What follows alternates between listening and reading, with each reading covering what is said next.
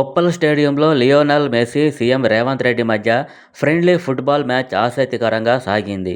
Singareni RR team తరఫున CM Revanth Reddy మైదానంలోకి దిగారు. Match చూసేందుకు అభిమానులు భారీ ఎత్తున తరలివచ్చారు. ఈ మ్యాచ్ 18వ నిమిషంలో గ్రౌండ్లోకి దిగిన సీఎం రేవంత్ రెడ్డి వచ్చి రాగానే గోల్ కొట్టి అలరించారు. యువకులతో పోటీపడి మరీ సీఎం రేవంత్ రెడ్డి గోల్ కొట్టడంతో అభిమానుల కేరింతలతో ఉప్పల్ స్టేడియం దద్దరిల్లింది. అనంతరం గ్రౌండ్లోకి దిగిన మెస్సీ కాసేపు సీఎం రేవంత్తో సరదాగా మ్యాచ్ ఆడారు.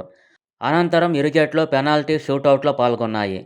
షూటౌట్లో సీఎం రేవంత్ రెడ్డి గోల్ కొట్టడంతో మెస్సీ చప్పట్లు కొట్టి అభినందించారు. మ్యాచ్ అనంతరం ప్లేయర్స్తో కలిసి మెస్సీ ఫోటో దిగారు. బాల్స్ను స్టేడియం స్టాండ్లోకి కిక్ చేసి అలరించారు. తర్వాత సీఎం రేవంత్ రెడ్డితో కలిసి మెస్సీ స్టేడియంలో తిరుగుతూ ప్రేక్షకులకు అభివాదం చేశారు. కాగా గోట్ ఇండియా టూర్ 2025లో భాగంగా భారత్లో పర్యటిస్తున్న football legend Lionel Messi Hyderabad చేరుకున్నారు. శనివారం ప్రత్యేక విమానంలో శంషాబాద్ ఎయిర్పోర్ట్లో ల్యాండ్ అయిన మెస్సీకి ఘనస్వాగతం లభించింది. ఎయిర్పోర్ట్ నుంచి మెస్సీ నేరుగా ఫలక్నుమా ప్యాలెస్కు బయలుదేరి వెళ్లారు. ఆ తర్వాత గోట్ ఇండియా టూర్లో భాగంగా ఫలక్నుమా ప్యాలెస్లో నిర్వహించిన ప్రత్యేక మీట్ అండ్ గ్రీట్ కార్యక్రమంలో మెస్సీ, సీఎం రేవంత్ రెడ్డి పాల్గొన్నారు.